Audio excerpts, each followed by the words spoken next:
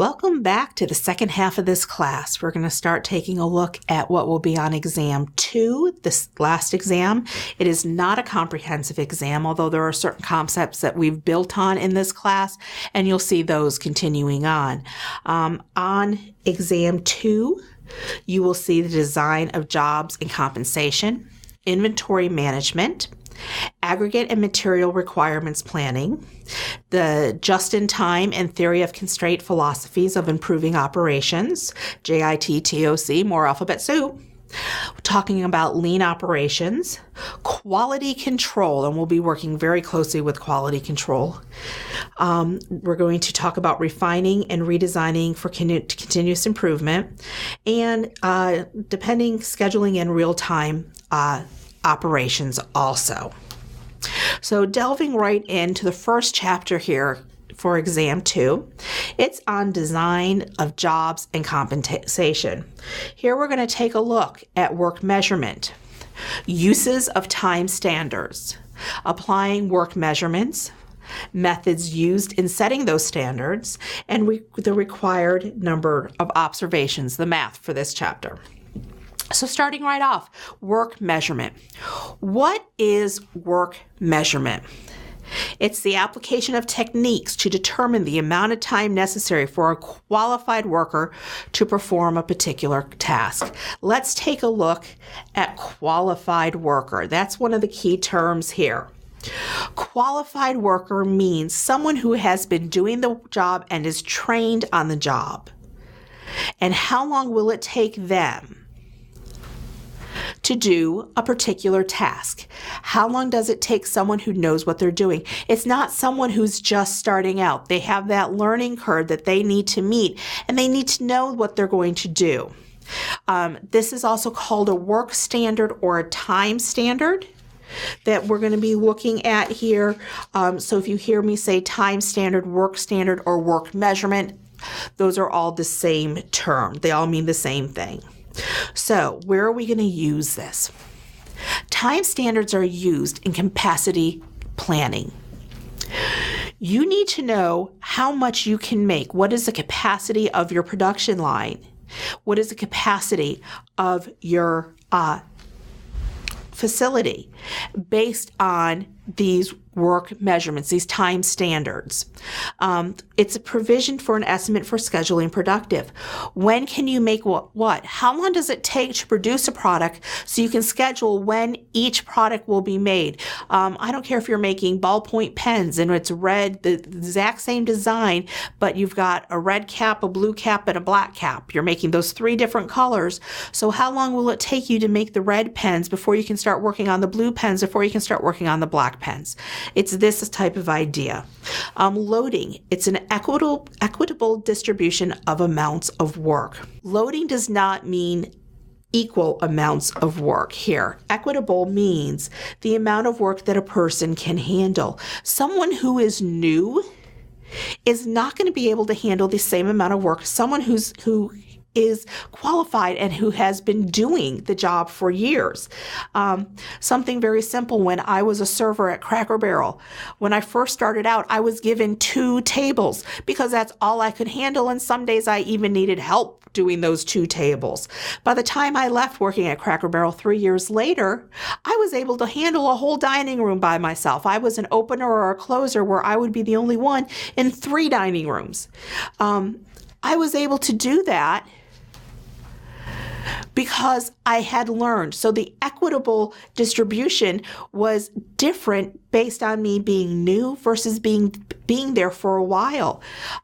There was one woman who I worked with who could handle all 3 dining rooms by herself the whole time that I was there. She had been there for years. She knew what she was doing. She knew how to handle. She knew how to juggle the tables to make sure everyone had what they needed. And she would actually help me with my 2 tables while she was handling, 10 other tables. So we're taking a look again. Equitable does not necessarily mean equal in the same amount here, but equitable as to what you are trained and able to do, where you are in that learning curve, learning your job. Cost estimating.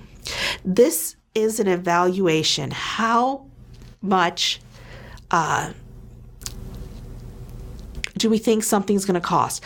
Based on the amount of time on a machine, the amount of time that a person is putting into here, the amount of time that the equipment is moving stuff from place to place, all of that.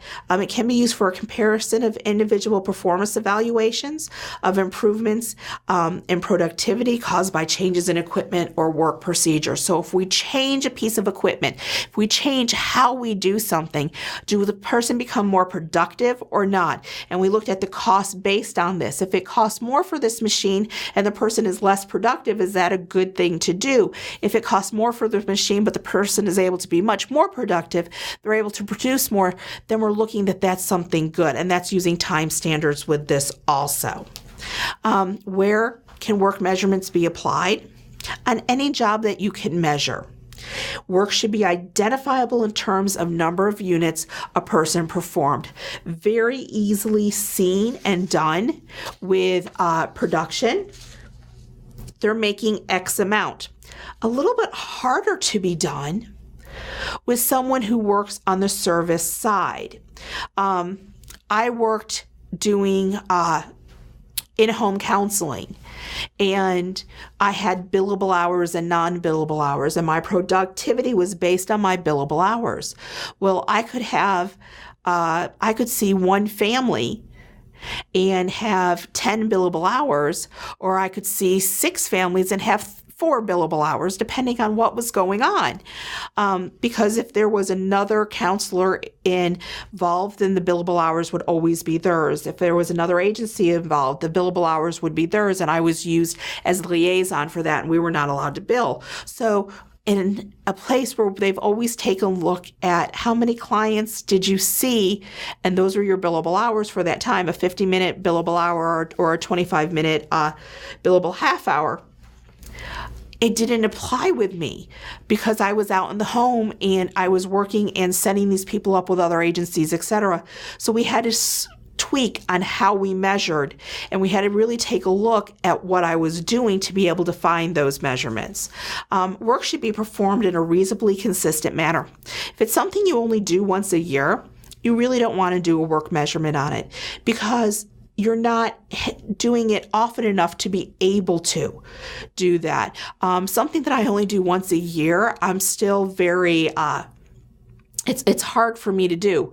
I stumble, I might not be smooth at doing it. Something that I do every single day is something that I'm going to get the learned memory, the muscle memory, and I'm going to be able to do it better. I'm not going to have, oh, what do I do next type things. If anybody was a cheerleader or on a sports team, when you practice plays, you have, it's very hard to do them at first, but the more you practice and the more you do it, you find that it becomes easier and easier to that you're not even thinking about it. You're just going through the motions and doing it. It's that type of thing here. So if it's not something you're doing reasonably often in a consistent manner, then you're not going to have that muscle memory. You're not going to be able to complete something as easily, as quickly as if you do it in that consistent manner. There should be sufficient volume to justify in keeping account because it takes time to do these. So if it's something that you only do 1 or 2 of and you don't have enough to say, do I need to take a look at the productivity on this item or how much, and do a study to see how we can do it better, sometimes it's not worth that. Just keep doing it the way you're doing it because you do it so rarely and so in such small numbers that it doesn't pay to take the time to do the work measurement on. Some methods that are used in setting standards is a time study performed by timing workers as the job is performed, summing up, adding up all those times for the necessary elements and adjusting for an abnormal pace, and add some time in for personal or rest breaks. What you want to do is divide the job into elements. Is it large elements like painting a wall or pressing and forming metal into a certain shape? Or is it small elements? One of the one of the first people to do time studies and really work with it was and looking for making sure that we didn't have repetitive movement issues was the grocery store. And they literally broke up on scanning or typing in at that point groceries and the cost of the groceries to small, minute details like reaching, grabbing, moving your fingers, pulling back, scanning it across, putting it in a bag. Each of these were different sets of things, elements that it was broken down into. Determine the number of cycles to time. We're going to do that in just a minute. And adjust for a worker's pace. Some people are very quick, some people are very slow, and you need to know that. What type of pace is being set? When I worked again at Cracker Barrel, rolling silverware. When I first started it, we had to roll 100 pieces of silverware at the end of the night. It would take me an hour and a half to 2 hours to roll 100 pieces of silverware. I didn't have the muscle memory. I was very slow, very uncoordinated doing it, where we had one woman who could roll 100 pieces of silverware in less than 15 minutes. She was so fast. She would not be used to set a time standard because it wouldn't be fair to the rest of us. She was so fast at doing this. At that point, I would not be used because I was so slow. So we want to take that into consideration. We want to take a look at normal time versus actual time. The normal time is a time we think that it should take someone. The actual time is just what it says, the actual time that it does take someone. And then the necessary allowances for personal time fatigue and unavoidable delays. Machines break down. Sometimes they have to cool down. I am in a studio right now taping this. Means that I am in a small room with big lights that get very hot, and sometimes we have to let it cool down a little bit in here because it's just too hot to go on. So we need those delays, those personal time. Fatigue sets in when you're tired, when you've been doing it for 4 or 5 hours straight. You need a break. You know, people have to go to the bathroom. They need time to take that personal break that they need. And you really need to put that in there to understand on how long it will take to produce a product. These times need to be in there.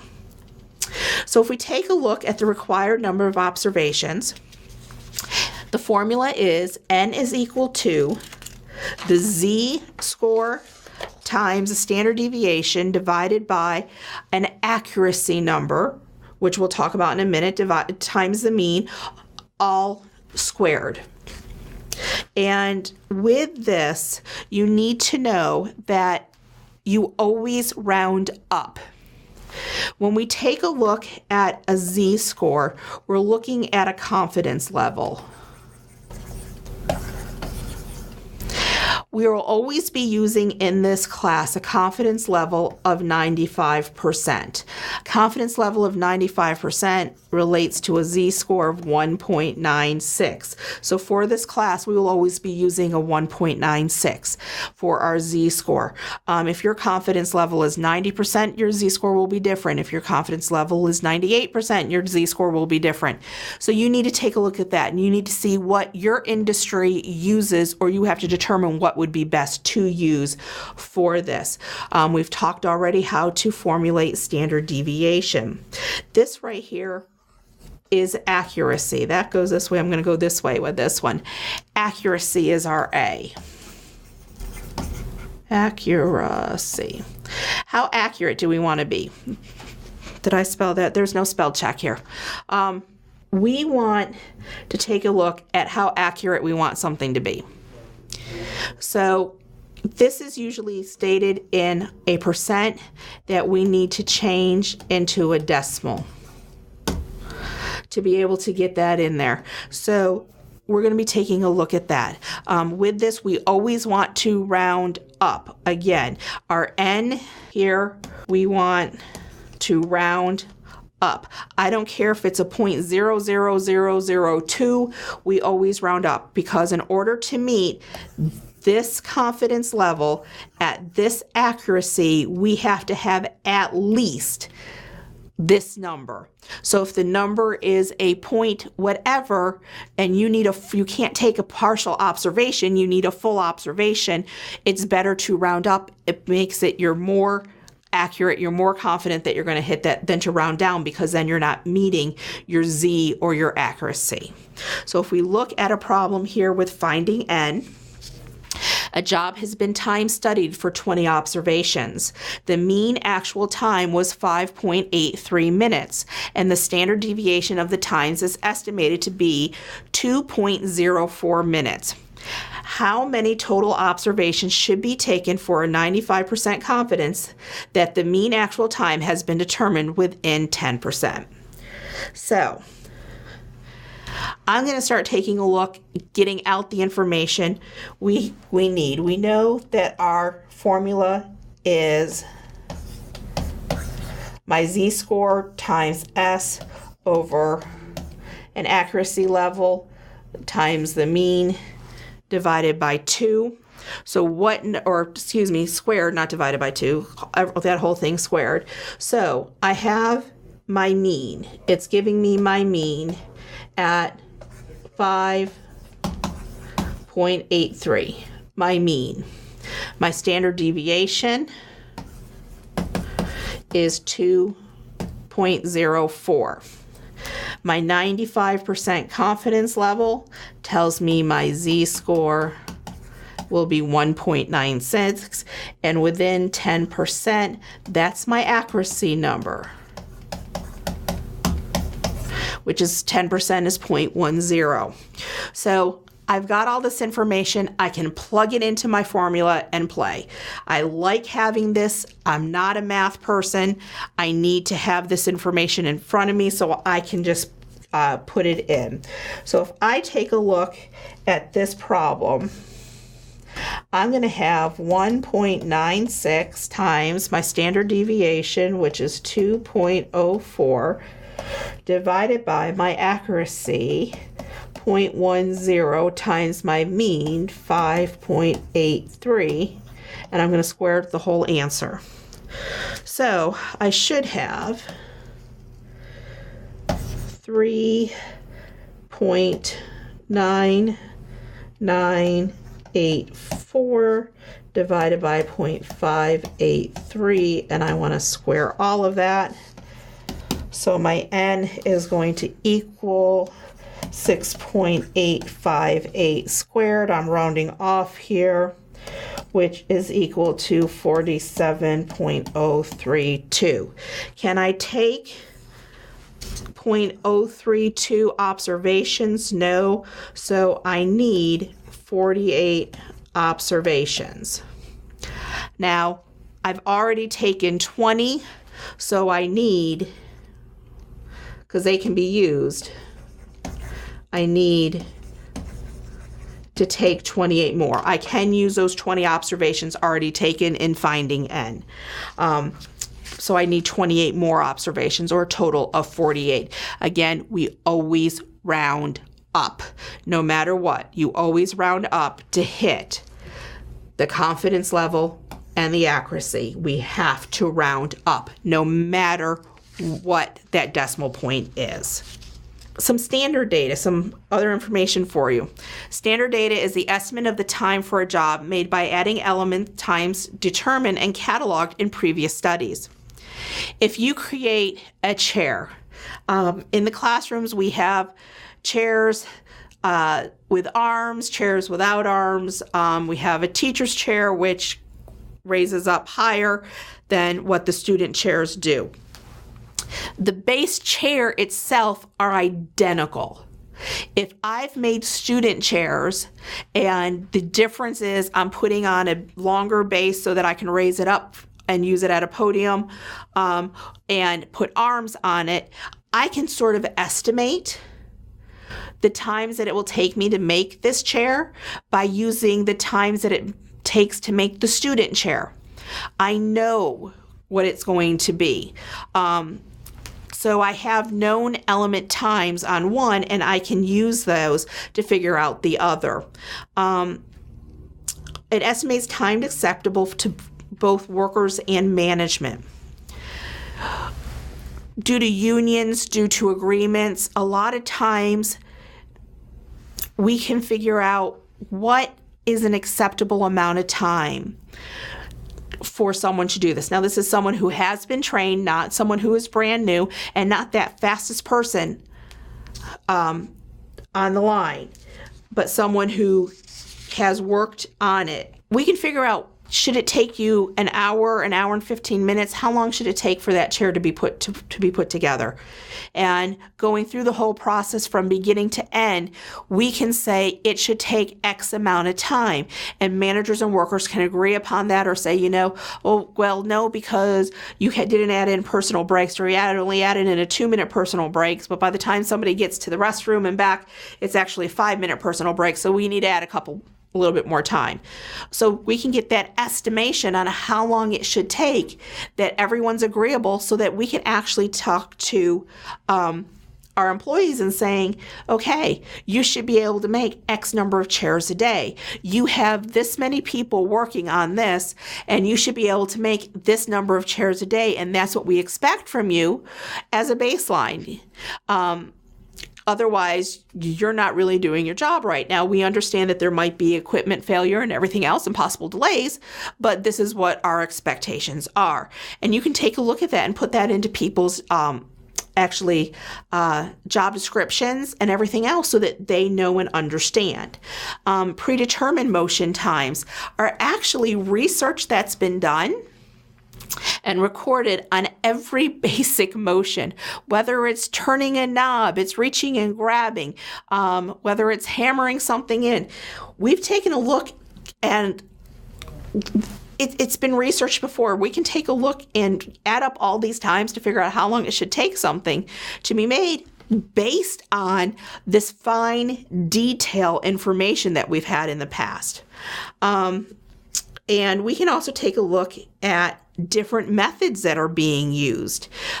Methods, time measurements. So if we do it in this way, it should take this long. If we do it this other way, using this other method, it should take this long. So we can take a look at how those change and how things are working out. Historical records are often used. Count the output of a person or a department during a specific time and determine the time per unit. So taking a look at how historically we usually make this many per week, therefore we believe you should be able to make this many per week or this many per day.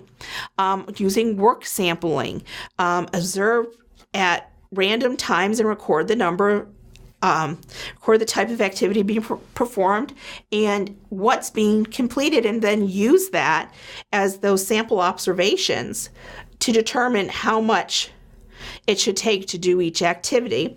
And we can also use employee self-timing. Each worker records how many units they perform and how long it took them, and they write it down and they give us this information. These are all ways to get a work measurement or a time standard put together.